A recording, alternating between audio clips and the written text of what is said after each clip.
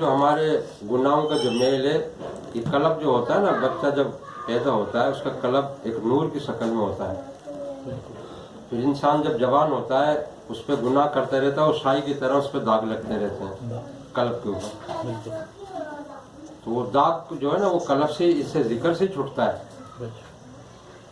وہ پنجابی کے ایک شاعر ہے، وہ پڑھتے ہیں کہ کل میں نال میں نہاتی دھوتی، کل میں نال بھی آئی ہوں، کلمہ میرا پڑھیا جنازہ، کلمہ گور سبھائی ہوں، کلمے نال بہشتی جاسا، کلمہ کرے صفائی ہوں، اے کلمہ سنو پیر پڑھائے میں سدا سبھاگن ہوئی ہوں.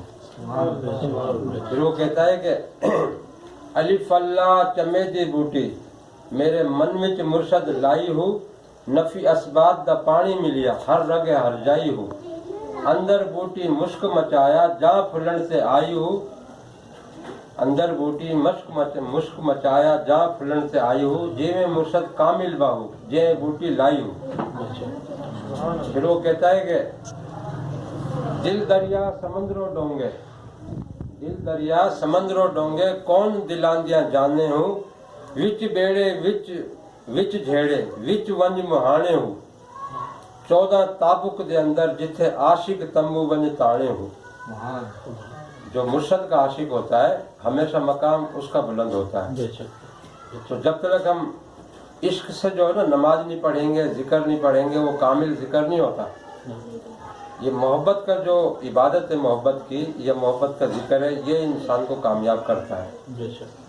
اب ایک ہوتا ہے ذکر جو ہے نا یا نماز عبادت کرنا لالچ کا. لالچ یہ ہوتا ہے کہ اگر ہم نماز پڑھیں گے تو ہمارا کاروبار چلے گا. وہ کاروبار تو تب بھی چلے گا اس کا. ایک صحابی نے ایک مکان بنوایا اور آپ سرکار کو لے کے گئے ہو، یا رسول اللہ میرا گھر دیکھیں آپ چلیں. تو حضور جب اس کا گھر آئے تو ایک کھڑکی کھلی ہوئی تھی. تو حضور نے پوچھا کہ یہ کھڑکی کس لیے چھوڑی ہے؟ تو صحابی نے کہا یا رسول اللہ اس میں ہوا آئے گی اس لیے چھوڑا ہے اس کو، ہوا کے لیے.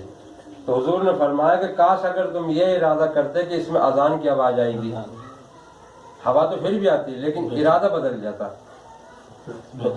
تو انسان جب یہ کوئی بھی محفل میں جاتا ہے، اگر وہ محبت سے جا رہا نا، اللہ کے ذکر کی محبت سے، تو اس کا درجہ زیادہ ہوتا ہے. جب وہ گھر سے چلتا ہے تو اللہ تعالیٰ اس کے ساتھ ایک فرشتہ لگا دیتا ہے اس کی جان کی حفاظت کے لیے.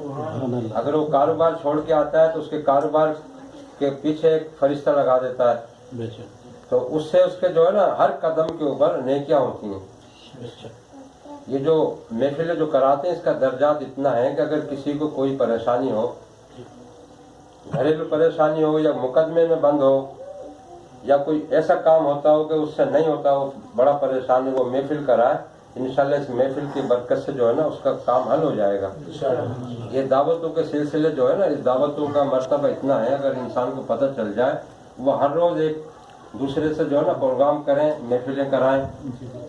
حضور پاک کی جو ہے نا دعوت کی حضرت عثمان ہے، حضرت عثمان غنی نے آپ کی دعوت کی.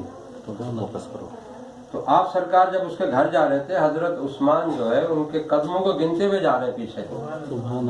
تو حضور نے پوچھا اے عثمان یہ تم پیچھے کیا گنتے ہوئے آ رہے ہو؟ تو حضرت عثمان نے کہا کہ یا رسول اللہ میں یہ گنتا آ رہا ہوں کہ جتنے یہاں سے قدم میرے گھر تک جائیں گے میں اتنے غلام آزاد کراؤں گا. تو حضور مسکرائے. تو جب اس دعوت سے فارغ ہو کے جب حضرت علی اپنے گھر پہ آئے تو آپ کا چہرہ اترا ہوا تھا، آپ اداس تھے. تو حضرت بی فاطمہ نے پوچھا کہ آپ محفل سے آ رہے ہیں، اللہ کی ذکر کی محفل سے، دعوت میں سے آ رہے ہیں اور اداس ہیں، کیا بات ہے؟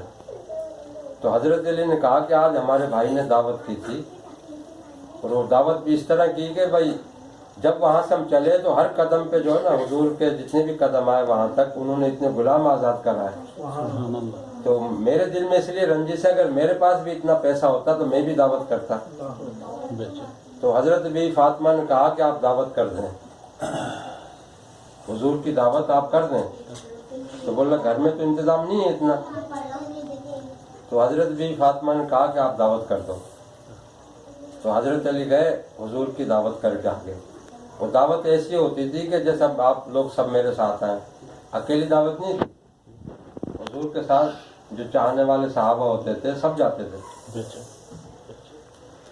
تو جس دن دعوت تھی حضرت علی سے کہا کہ وہاں سے اور یہاں تک گنتے ہوئے آنا قدم. حضرت بی فاطمہ نے بولا ٹھیک ہے. تو حضور وہاں سے چلے. حضرت بی فاطمہ جو ہے سجدے میں چلی گئی. اللہ تعالیٰ سے جو ہے نا ہم کلام ہو رہی ہیں, اللہ تو ہماری عزت رکھ. اور یہ دعوت ہم نے لوگ کرتے ہیں کہ پیسے کے بھروسے کے اوپر. حضرت بی فاطمہ نے ایک دسترخوان جو ہے نا ڈھک دیا تھا ایک کمرے کے اندر. لوگ کرتے ہیں پیسے کے اوپر دعوت, اور ہم نے یہ جو دعوت کی ہے آپ کے بھروسے بھی کی ہے. اب ہماری عزت رکھنے والا تو ہے. تو تھوڑی دیر کے بعد جب دیکھا حضور تشریف لے آئے تو کھانے کے لیے اس کمرے میں جب لے گئے تو دسترخوان کے نیچے جو ہے نا اتنے اعلیٰ شان کھانے رکھے ہوئے تھے. تو جب حضور نے دیکھا تو حضور مسکرائے. حضور جو ہے کھانے کو دیکھ کے مسکرائے. اور تمام صحابی جتنے بھی بیٹھے ہوئے تھے ان سے پوچھا کہ یہ کھانا جانتے ہو کہاں کا ہے؟ بولا یا رسول اللہ نہیں. بولے جنت کا کھانا یہ. نعرہ رسالت یا رسول اللہ, نعرہ رسالت یا رسول اللہ. تو حضور نے فرمایا کہ مجھے جبرائیل نے آ کے اطلاع دی تھی کہ یا رسول اللہ یہ جو دعوت ہے یہ اللہ کے بھروسے بھی کی گئی, ان کے پاس انتظام نہیں تھا. تو اللہ تعالیٰ نے جتنے آپ کے قدم وہاں سے یہاں تک آئے نا, حضرت عثمان غنی نے غلام آزاد کرائے تھے, اور آپ کی قدموں کی برکت سے جو ہے نا اللہ تعالیٰ نے اتنے دوزخیوں کو آزاد کیا ہے. جتنے یہاں تک آپ کے قدم آئے اللہ تعالیٰ نے آپ کی قدموں کی برکت سے اتنے دوزخی جو ہے آزاد کیے ہیں. اور وہ برتن بھی ایسے تھے چاندی کے برتن. جب اللہ تعالیٰ نے وہ جنت سے کھانا اتارا تو حضرت علی نے کہا کہ برتن بھی لے جاؤ. جس کے پاس جو پلیٹ تھی وہ بھی پلیٹ بھی لے کے آ گئے. تو یہ دعوتوں کی جو ہے نا بڑی برکتیں ہوتی ہیں. انسان جو ایک دوسرے کو بلاتے اس سے محبت بڑھتی ہے. اچھا, یہ ذکر کرنا یا نماز پڑھنا یہ ہمیں فائدہ کیوں نہیں دیتا؟ اس کی ایک وجہ ہوتی ہے. وہ فائدہ اس لیے نہیں دیتا ہمیں کہ ہم نے اپنے دلوں کے اندر جو ہے نا ایک دوسرے بھائیوں کے, اپنے بھائیوں کی یا دوستوں کی نفرتیں ڈالی ہوئی ہیں. ہم نماز پڑھتے ہیں لیکن ہمیں اپنے دوستوں کی یا خاص طور پہ آج کل بھائیوں کی نفرتیں ہوتی ہیں. تو جب تک وہ ہم اپنے قلب سے وہ نفرت نہیں نکالیں گے وہ عبادت ہماری کام نہیں کرے گی. اللہ تعالیٰ نے کہا ہے کہ یا تو مجھے رکھ لو یا دنیا کو رکھ لو. یہ قلب جو ہے ایک ایسی جگہ ہے کہ اللہ کی جگہ ہے. تو جب ہم نماز کے لیے جائیں تو پہلے جو ہے اپنے جو اگر ہم نے کسی بھائی کا اپنے کا دل دکھایا اس کو ہم اپنے قلب کو صاف کریں, اس سے معافی مانگ لیں. جا کے معافی مانگنا کوئی گناہ نہیں, لیکن کنارہ رکھنا یہ بہت بڑا گناہ ہے. جب تک ہم وہ کنارہ رکھیں گے ہمارا دل کا میل نہیں چھوٹے گا, چاہے ہم رات سجدے میں پڑھ دیں. تو سجدہ کرنا یا عبادت کرنا اس وقت مزہ دیتا ہے کہ ہم اپنے قلب کو اپنے بھائیوں کی طرف سے, رشتہ داروں کی طرف سے صاف کریں. حضرت موسیٰ علیہ السلام کا واقعہ ہے. اللہ تعالیٰ سے دعا کری کہ اللہ مجھے اپنے کسی دوست سے ملا. تو اللہ تعالیٰ نے کہا کہ موسیٰ تم چلے جاؤ ایک کسائی کے پاس. تو جب ایک کسائی کے پاس جب گئے آپ تو کسائی کے پاس کھڑے ہو گئے تو کسائی کو دیکھا وہ تو گاہکوں کو گالیاں بھی بک رہا ہے, اچھے برے الفاظ بھی بولتا ہے. تو حضرت موسیٰ علیہ السلام یہ دیکھ کر سوچ رہے ہیں کہ اللہ نے مجھے اس کے پاس بھیجا, اس کے اندر کیا ایسی حکمت ہے, خوبی ہے کہ جو اللہ کا دوست ہے. یہ اس کی تو زبان بھی صحیح نہیں چل رہی. جب وہ اپنے کام سے فارغ ہو گئے وہ کسائی, پھر وہ کسائی نے بولا کہ آؤ میرے ساتھ. ان کو گھر لے کے گیا. حضرت موسیٰ علیہ السلام مہمان بن کے آئے نا ان کے پاس. جب ان کو اپنے گھر لے کے گئے تو ایک کمرے میں بٹھا کے تھوڑی دیر کے بعد پھر آئے. تو حضرت موسیٰ نے کہا کہ اتنی دیر کہاں کی تم نے؟ کہا کہ حضرت میری والدہ ہیں وہ آفاز ہیں ہاتھ پیروں سے. جب میں وہاں سے آتا ہوں پہلے اپنی والدہ کی خدمت کرتا ہوں آگے.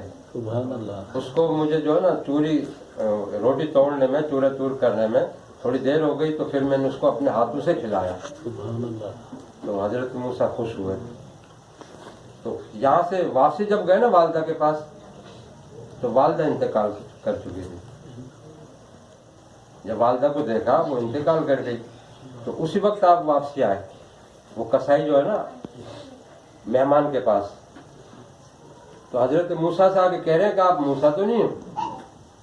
तो हजरत मूसा ने कहा कि तुम्हें क्या पता मैं हजरत मूसा हूँ। बोला हमेशा मेरी वालदा जो है जब खाना खाती थी वो दुआ करती थी कि तुझे अल्लाह ताला की ज़ियारत हो, उसके हजरत मूसा की ज़ियारत हो। जब मैं आपसे मिल के गया हूँ तो वालदा मेरी जिंदा थी, अब मैं वापसी गया हूँ तो वो फौत हो गई, इसलिए मुझे लग रहा है कि आप मूसा अलैहिस्सलाम हैं। तो आपने कहा मैं मूसा अलैहिस्सलाम हूँ। तो वालदा की जो दुआ है ना, जिसके वालिदैन जिंदा हैं, मैं उनसे गुजारिश करूंगा अगर तुम्हें दुनिया और आखिरत संवारनी है, ये इबादत से ज्यादा ये है कि उनकी खिदमत करो वालिदैन की। ये वालिदैन की खिदमत के बगैर कुछ भी हासिल नहीं होता। जिसने अपने वालिदैन को ठुकरा दिया, माँ बाप को, वो कहीं का भी नहीं है। हजरत मूसा अलैहिस्सलाम की वालदा जब फौत हो गई, इंतकाल कर गई, तो अल्लाह ताला ने कहा कि मूसा अब जरा सोच समझ के कलाम करना, अब तुम्हारी पीछे दुआ देने वाली नहीं रही। तो हमें चाहिए कि जब हम नमाज पढ़ें या जिक्र की महफिल में आए, एक दूसरे भाइयों से मिलें, अपने कल्ब को साफ रखें। जिस आदमी के अंदर गुबुज़ होगा अपने दोस्त की तरफ से, उसकी बख्शिश नहीं होगी। ये सबसे नीचे दर्जे का आदमी है कि जो अपने किसी दोस्त से मिलता है, गुबुज़ रखता है, वो मुनाफिक कहलाता है। वो मुनाफिक यही तो सोचते थे कि हुजूर को पता नहीं हम आपकी तरफ से क्या किना रखते हैं। तो अब सारे मिलकर जिक्र करेंगे, एक साथ आवाज़ निकालनी, आंखें बंद करके बड़ी प्यार मोहब्बत के साथ। जो भी दुनिया के ख्यालात हैं सबको एक तरफ रख के एक दफा दरूद पाक पढ़ें। अल्लाहुम्मा सल्ली अला सय्यिदना मौलाना मुहम्मद व अला आलि सय्यिदना मौलाना मुहम्मद व बारिक वसल्लम। ला